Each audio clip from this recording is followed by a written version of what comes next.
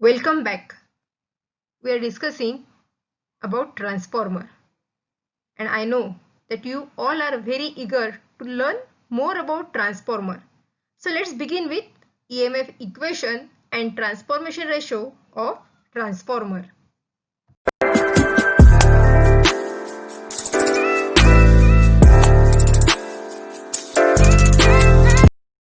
Transformer always works on the effect of mutual induction. And its construction, main parts are core, and on that core we are having minimum two windings. In case of single phase transformer, we need to have two windings. One is primary and secondary. The winding across which we are connecting AC supply is called primary winding, and the other one across which we are connecting output or load is called secondary winding. So when a sinusoidal voltage is applied to the primary winding of a transformer, an alternating flux phi m sets up in the iron core of the transformer. This sinusoidal flux link with both primary and secondary winding. Please try to understand this concept. In case of transformer, as flux are changing, now it is a static device. So primary winding is stable, secondary winding is also stationary, as well as core is also stationary. Then which factor is going to change? The magnitude of flux is going to vary because we are applying sinusoidal voltage across primary winding. So due to change in flux, those changing flux are getting linked with primary winding as well as secondary winding. So that sinusoidal changing flux are linked with primary and secondary winding, and so it induces an EMF in primary as well as in secondary winding.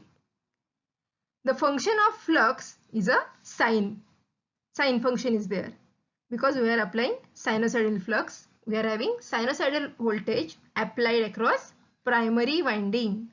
So with this basic concept, let's derive the EMF equation of transformer. In case of transformer, it follows Faraday's law of electromagnetic induction. So as we are applying sinusoidal voltage across primary winding, it produces alternating flux in the core, or you can say alternating flux are getting set up in the core.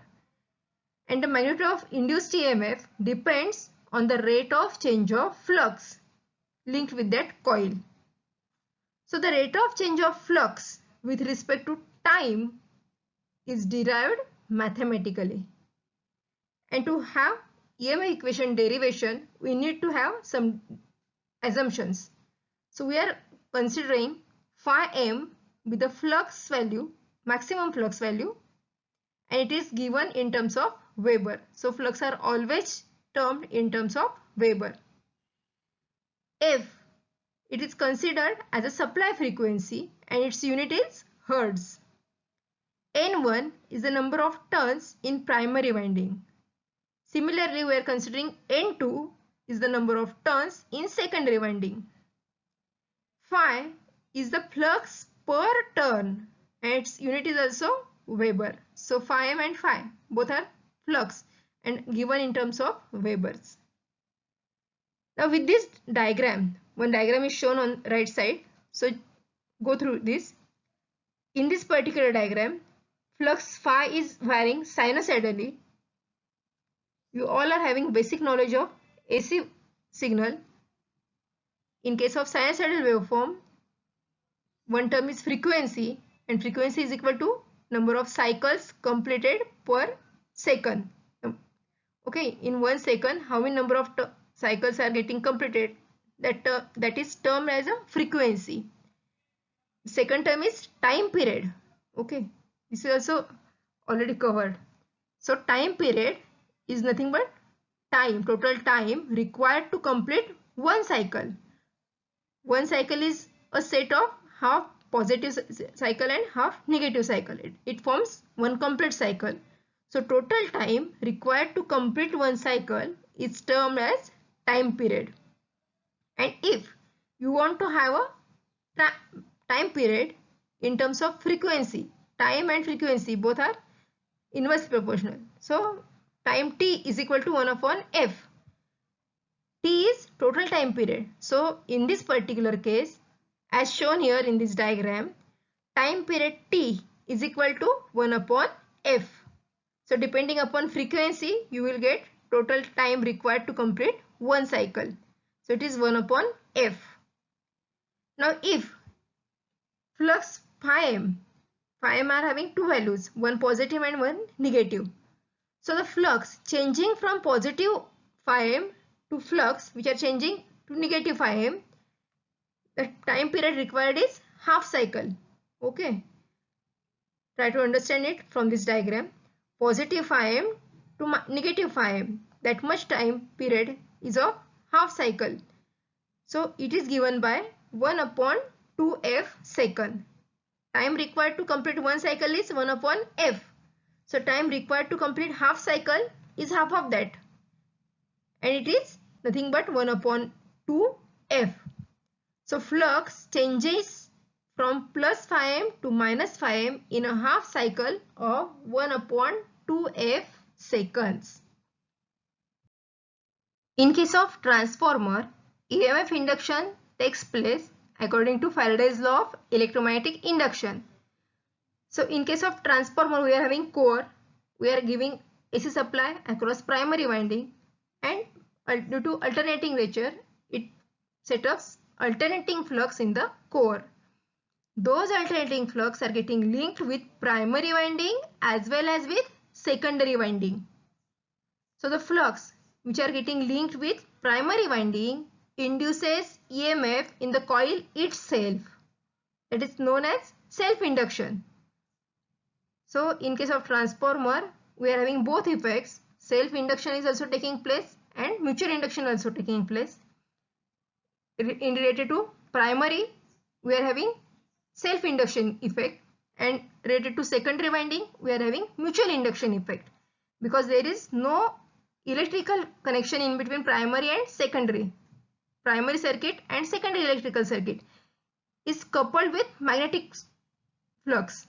Okay, so core is there and flux are getting set up in the core. So magnetic coupling is there in between primary and secondary.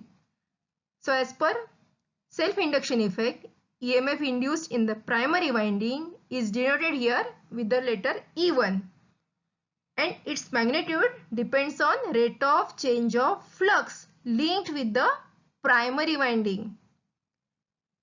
Okay, so here flux linked with the primary winding is given by letter psi. Here psi is equal to N1 into phi. So N1 is the number of turns of primary winding and flux indicates flux linked with the coil. So total flux linked with primary winding is equal to N1 into phi. So putting this value in equation number 1, we will get E1 is equal to minus N1 into d phi by dt. Minus N1 into d phi by dt. Now in case of transformer, we are having N1 number of turns of primary winding, and once it is designed, it is going to remain constant. That is why N1 is considered constant, and the only factor which is varying with respect to time is flux phi. So equation of EMF E1 is equal to minus N1 into d phi by dt.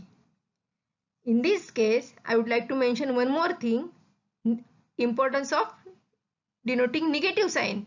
Here induced EMF is given by minus N1 into d phi by dt, where minus sign indicates that the direction of induced EMF is opposite to the cause which produces it. Who is responsible? We are applying V1 across primary winding. So induced EMF E1 is having opposite direction to that of V1. That is denoted by negative sign. It is according to Lenz's law. Now since in this case phi is due to alternating flux AC supply, phi is equal to phi m into sine omega t. So flux are alternating it in nature and it is having sine waveform. So flux phi is given by phi m into sine omega t. Therefore, now putting this value in equation number 2, E1 is equal to minus N1 into d by dt of phi m sine omega t. So now you need to take derivation of phi m into sine omega t. Now in this case we are considering phi m as a constant. So your equation will become E1 is equal to minus N1 into omega into phi m, and derivation of sine omega t is cos omega t. Therefore equation will become N1 omega phi m into sine of omega t minus pi by 2. So it's a trigonometric relation. Cos omega t is equal to sine omega t minus pi by 2. So finally we are getting induced EMF E1 is equal to N1 into omega into phi m into sine omega t minus pi by 2. In other words, you can say that your induced EMF is lagging behind phi or flux, which causing EMF induction by an angle 90 degrees. So there is a phase displacement in between flux and induced EMF of 90 degrees.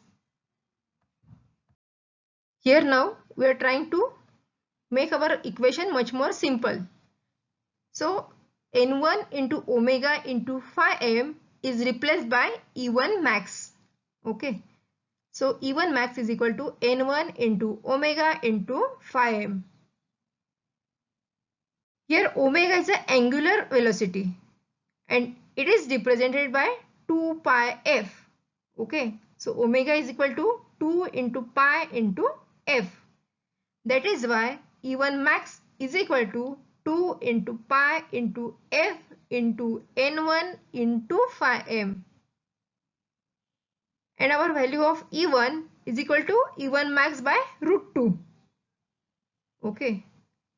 RMS value is equal to maximum value by root 2. So E1 is equal to E1 max by root 2.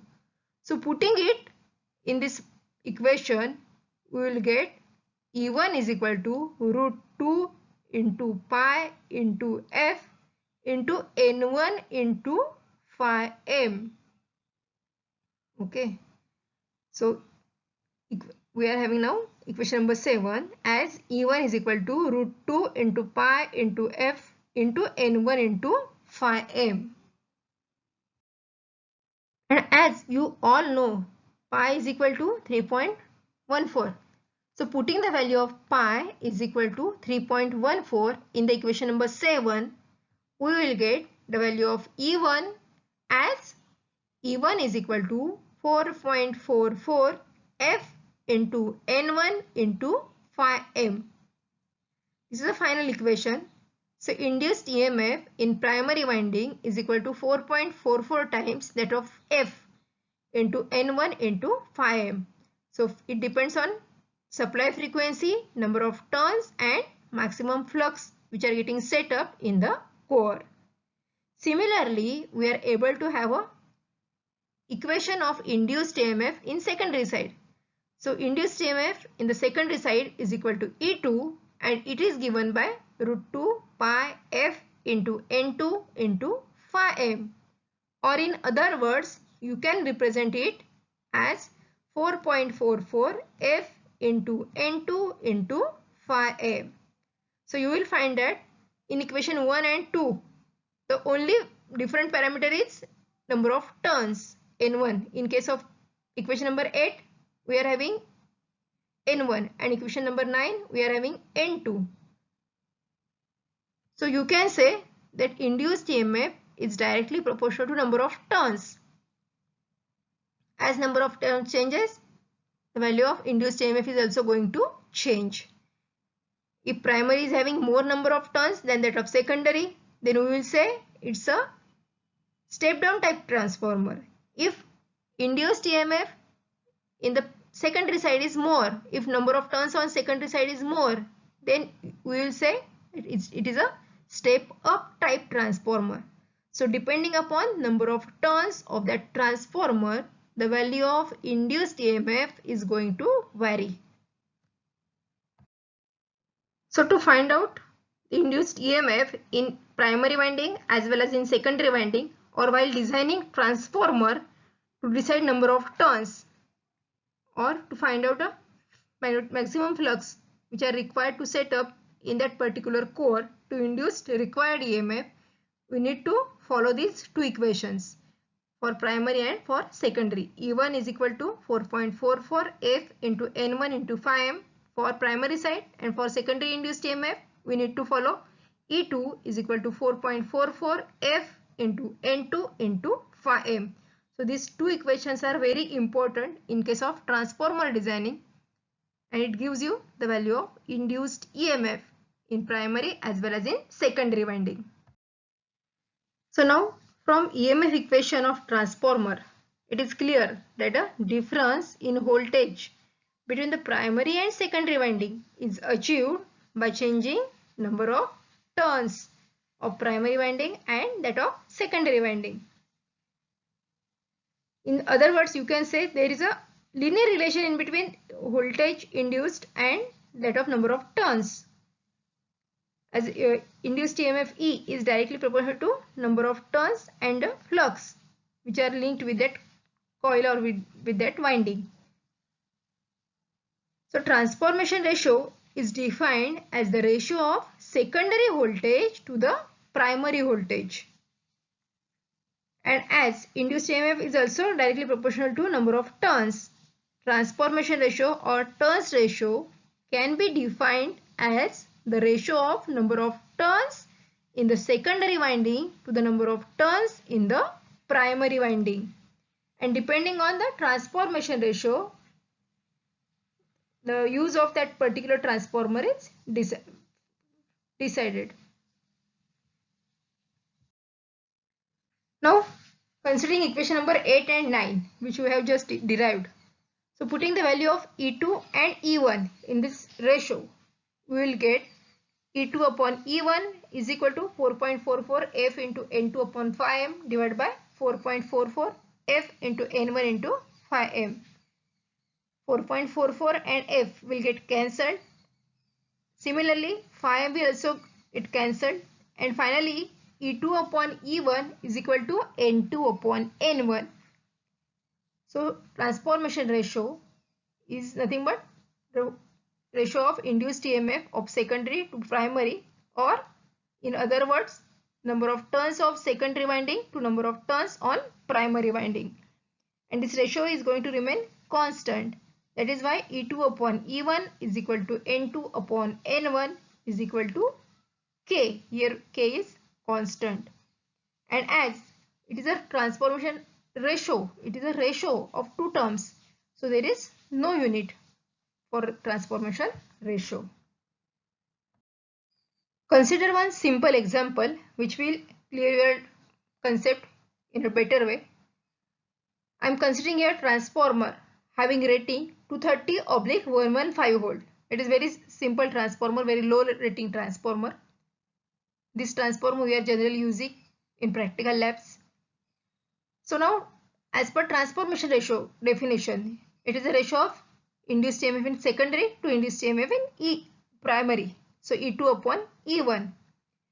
Now on the nameplate, 230 volt is defined or given value of primary winding, primary induced EMF, and that of secondary induced EMF is 115 volt. So in this case, E2 is equal to 115 volt and E1 is equal to 230 volt. So transformation ratio for this transformer is 115 upon 230. So it is 0.5. So in other words, you can say that the value of induced EMF in secondary winding is less than that of primary winding. So it is a step down type transformer. We have already covered this point while discussing types of transformer. If transformation ratio is greater than 1, then it is a step up transformer. If transformation ratio is less than 1, then it is a step down transformer. And yes, one more thing is there. We are also having isolation transformer. If you want to have electrical separation in between two circuits, then we are using isolation transformer. And in case of isolation transformer, we are not having any type of step up or step down type voltage. We are not changing any voltage level. We want to maintain the voltage level equal on both sides. So in that case, we need to have equal number of turns of primary and secondary, and as equal number of turns are there for primary and secondary, the value of induced EMF on both sides remain same. So naturally transformation ratio in case of isolation transformer will become 1. Okay, so now I think it is more clear to you, and this is all about transformers. Thank you.